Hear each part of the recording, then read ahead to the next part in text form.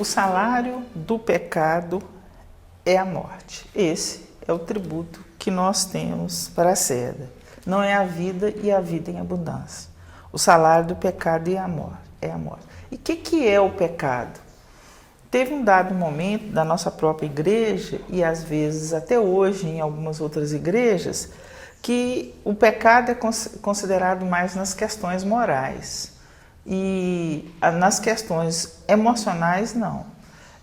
Se eu sou uma pessoa que casei, criei meus filhos, ou se eu tenho uma vida dedicada à igreja, não tem uma questão de prática sexual fora do casamento. Então, em dado momento, isso foi considerado a bandeira da nossa igreja e de muitas outras. Mas se eu for uma pessoa agressiva, se eu for uma pessoa que humilha os outros, se eu for uma pessoa que tem o ego levantado, que todo mundo tem que falar, abaixar para mim, isso não era tratado como pecado. O pecado era só as questões sexuais ligadas ao sexo e as questões morais, mas as questões éticas não. Às vezes nós viemos de uma realidade onde os fazendeiros, os patrões, até hoje, mas estou dizendo de um passado que isso era assim mais sem máscara, né, feito abertamente, patrões assim realmente cruéis com os empregados dos fazendeiros. E na festa do padroeiro era ele que carregava a bandeira do padroeiro, era ele que levava as matérias do sacrifício do ofertório, era ele que sentava na igreja, eram as netas deles ou filhas deles que coroavam nos dias nobres.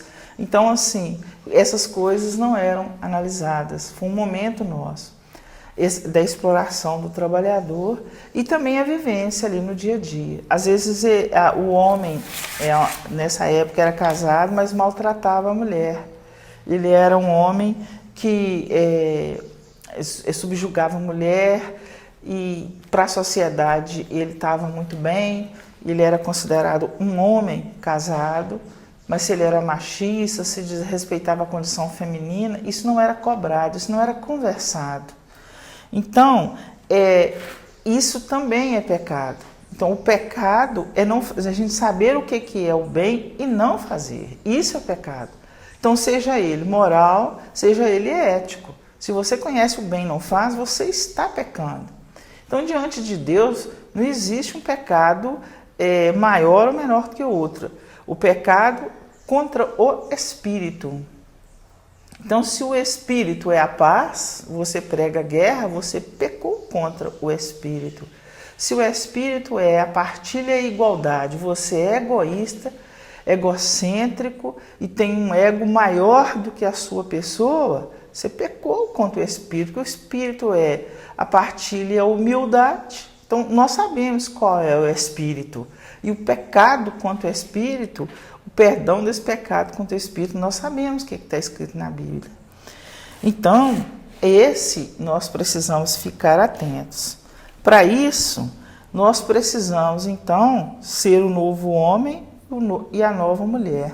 Esse novo homem e essa nova mulher, como que ela age nas situações? Se você for analisar na sua vida, nas situações que te colocavam muita raiva, você continua ficando com muita raiva?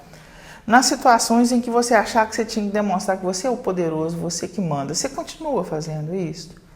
Nas situações em que você é arrogante com as pessoas, você continua fazendo isso? Então, isso é a sua nova imagem, a imagem que os outros percebem. Então, isso é a sua nova imagem, porque semelhança com Deus aí você não tem nenhuma. Então, é fácil saber se eu tenho imagem ou semelhança com Deus, se eu estou caminhando no mundo de César ou no mundo espiritual. Porque ir à missa, ficar lá na missa rezando ou adorando o Santíssimo não significa que eu estou no mundo espiritual. Eu estou fazendo um ritual. Estar no mundo espiritual é estar com Deus e vivendo a semelhança de Deus nos ensinado por Jesus Cristo na hora dos confrontos, na hora do dia ruim, na hora do dia difícil, na hora do dia complicado. O que eu faço nesse dia e nessa hora? E isso é buscar a minha nova imagem, a minha nova versão. É muito engraçado que às vezes quando a gente entra nessa trajetória, a gente tem uma tendência enorme de ficar olhando o que os outros fazem de errado. E na proposta da Bíblia, quando nós morrermos, nós não vamos lá explicar se meu marido fez coisa errada, se meu irmão fez, se o vizinho fez, se o padre, se o papa, o pastor fez. Nós não vamos falar, o que você fez errado, Dodô? Então, essa trajetória é minha. E a construção do reino são as minhas atitudes que vão fazendo com que isso aconteça. Então, quais são as minhas atitudes? Quais são as minhas atitudes que eu estou repetindo anos na minha vida e que não tenho mudado? Quais são as palavras que saem da sua boca? O que você fala no dia a dia? A palavra que sai da sua boca, ela é uma palavra que constrói o reino? E porque eu tenho estudado muito sobre o silêncio de Maria. No meu entendimento, o silêncio de Maria é um silêncio ungido. É um silêncio com unção do Espírito Santo. Porque não é um silêncio porque você não quer falar. Não é um silêncio porque você achou que não é conveniente falar. Não é um silêncio porque você tem medo de falar. É um silêncio para Deus agir. Então, só a unção do Espírito Santo vai nos dizer que hora que a gente tem que calar, que aquele papel ali não é nosso. Aquela palavra ali não é nossa. É a palavra do reino, que ela vai ser construída. E às vezes eu não sou o instrumento naquela hora. Então, descobrir o silêncio ungido, entrar em contato com esse silêncio, é muito poderoso para uma mudança na vida da gente espiritual.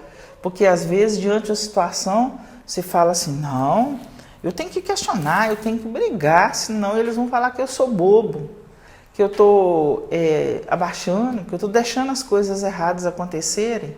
O silêncio ungido, não, ele vai me mostrar exatamente aonde que o silêncio é necessário, como eu disse anteriormente, para que Deus faça ação. Em Efésios 6, iniciando no versículo 10. Quanto ao mais, fortaleçam-se no Senhor e na força do seu poder. Então, muito difícil. Fortalecer no poder de Deus. E o que Deus pode? Porque o poder, o que ele pode? Eu tenho poder, assim como o centurião falou, eu tenho poder de falar com o soldado, vem aqui, ele faz, me obedece, vai. Qual é o poder? Concentrar no poder. Quanto ao mais, fortaleçam no Senhor e na força de seu poder. Então, o que Deus pode? Deus pode acalmar as águas do dilúvio. Deus pode me fazer uma pessoa mais humilde. Deus pode me fazer uma pessoa mais bondosa. Deus pode me fazer uma pessoa mais organizada. Deus pode me fazer uma pessoa mais comprometida. Deus pode me fazer uma pessoa amável. Esse é o poder de Deus na minha vida. Concentre-se nesse poder de Deus. Se eu não tenho isso, quem pode me dar é Ele. Ele tem o poder para me dar essas coisas que vão trazer uma vida em abundância. Esse versículo 11 é fantástico. Vistam a armadura de Deus para conseguir resistir às manobras do diabo. Vestir a armadura de Deus. Então, a armadura de Deus. Vou dar um exemplo e cada um vai analisar qual é o combate dele. Se eu sou uma pessoa raivosa, agressiva, o poder de Deus é de me dar a paz e a conciliação. Vista a armadura de Deus. Então, vista a armadura da paz e da conciliação. Porque o seu combate vai ser com as coisas que vão tirar você da sua paz e da sua conciliação. Essa é a armadura que você precisa. Cada um precisa de uma armadura. Agora vem uma coisa, as manobras, ele fala, vistam a armadura de Deus para combater as manobras do diabo. Então essa palavra diabo é uma palavra assim que a nossa igreja já usou demais. Tudo que você ia era o diabo, tudo que você fazia errado era o diabo, tudo que era do mundo César ele falava que era o diabo. Na verdade você estava vivendo as regras do mundo César. E então esse é o diabo que fez isso com você e está possuído pelo diabo. E hoje os neopentecostais, todos, praticamente todos, só falam do diabo, eles falam mais do diabo que de Deus nos cultos. E hoje nós temos uma linha nossa da igreja também, que um casal foi fazer um encontro e voltou e foi dar o testemunho em nossa comunidade, ano passado. O testemunho que eles deram que as brigas entre eles eram por causa do diabo. E eu chamei os dois e falei assim, olha, a briga não é por causa do diabo, não. A briga é por causa de questões humanas. Você está arrogante, você não aceita a opinião da sua esposa. E eu falei para a esposa, que eram pessoas muito conhecidas, olha, você não busca conversar com ele, assim, tô falando muito por alto, tá, gente? No momento mais adequado, você conversa no auge da questão, isso não é diabo, isso é escolha humana. Isso são nossas escolhas. Mas o que é o diabo, na verdade? Diabo. Se você dividir a palavra, di é dois. Abo, aba, parte, duas partes. Diabo. Deus é a unidade. Deus é a unidade. Quer dizer, ele une o quê? O que Deus une? Eu com você? Não. Deus une o céu e a terra. Isso é importante. Deus é a unidade do céu e da terra. Só com ele eu consigo fazer essa ligação. Só entendendo ele, eu consigo fazer a ligação entre o céu e a terra. Deus é a unidade. O diabo é a divisão entre o céu e a terra. Então, o diabo é a divisão. Quando eu divido, eu só fico na terra. E se eu também tentar ficar só no céu, eu não vou ser o Filho de Deus, porque o Filho de Deus veio unir o céu e a terra. Então, se eu ficar só no céu, eu vou estar achando que eu sou Deus.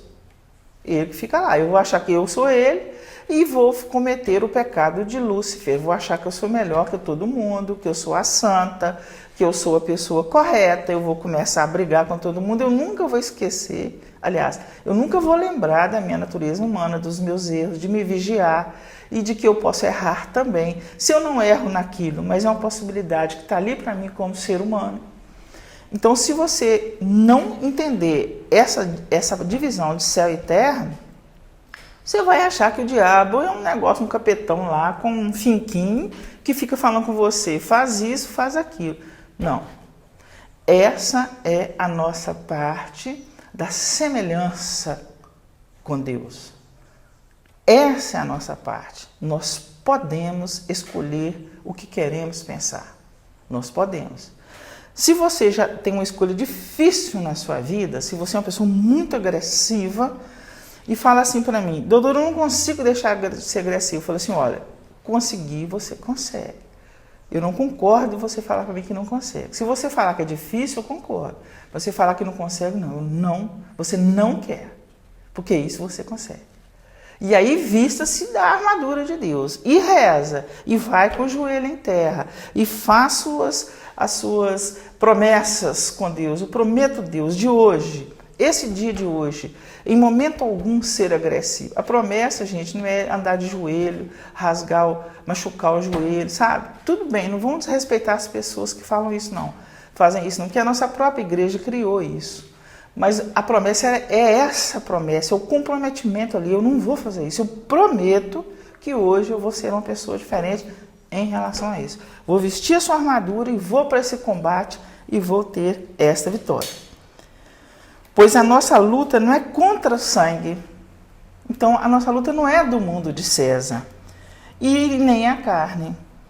Nossa, mas contra os principados, contra as autoridades, contra os dominadores deste mundo, contra os espíritos do mal que se acham nas regiões celestes. O espírito do mal está dentro de mim, está dentro de todo mundo. Todos nós temos o espírito do mundo de César dentro da gente. Eu tenho. Eu saio com uma roupa e vejo uma pessoa com uma roupa bonita ali e falo assim, nossa, eu queria comprar aquela roupa. Eu vejo uma outra pessoa fazendo a coisa, não, que inveja. Ah, não, eu podia fazer tal coisa dessa forma. Que ódio que eu tenho daquela pessoa. Isso é o espírito do mundo de César. Todo mundo tem ele. Quem não tem o espírito do mundo de César? A diferença é o combate. Que a armadura que você veste, como que você combate. Isso vai estar presente em todas essas, né? Por isto, visto a armadura de Deus, para conseguir resistir no dia mau e permanecerem firmes depois de superar tudo. Para a gente estar firme, resistir no dia mau, resistir no dia difícil, resistir no dia que você está num dilúvio, está dando tudo errado na sua família. O que você precisa, que armadura que você precisa naquele dia? É a armadura da paciência? Combata. É a armadura da fé? Você tem que conversar com seus familiares, falar, gente, vão ter fé, vão lutar. É essa armadura que você precisa? É a armadura do silêncio? Você precisa ter o silêncio ungido ali? É a armadura da calma, da paciência? Qual é a armadura que você está precisando hoje? Você tem uma preguiça danada. Qual a armadura que você precisa? É a armadura de levantar seu corpo e te levar para a luta? A pessoa humilhou você, te desprezou, te desqualificou. Qual é a armadura que você tem que vestir ali? Eu sou filho de Deus, eu vou conseguir, eu vou virar o jogo, eu vou superar. Cada um sabe qual é a armadura que ele tem para o combate e para o dia difícil. Mas fala uma coisa no final desse versículo. Para conseguir resistir no dia mau e permanecer firme. O que é permanecer firme? Você não voltar a fazer aquilo nunca mais. Todas as vezes que acontecer aquilo, você vai lutar e vai. Você já sabe qual é a armadura. Você não vai cair. Ai, meu Deus, eu esqueci que aquele dia eu consegui ficar calada. Eu esqueci que aquele dia eu acalmei as pessoas. Por que eu não fiz igual eu fiz aquele dia? Então você não entrou no combate. Você não vestiu a armadura de Deus. Porque quando você veste ela, nunca mais você esquece. A experiência de vestir a armadura de Deus e ir para um combate é inesquecível. E aí não tem duas partes não, é a armadura de Deus mesmo. Você veste, vem para o mundo de César e com essa armadura você causa esta transformação. Fiquem firmes, portanto. Fiquem firmes, portanto. Fiquem firmes.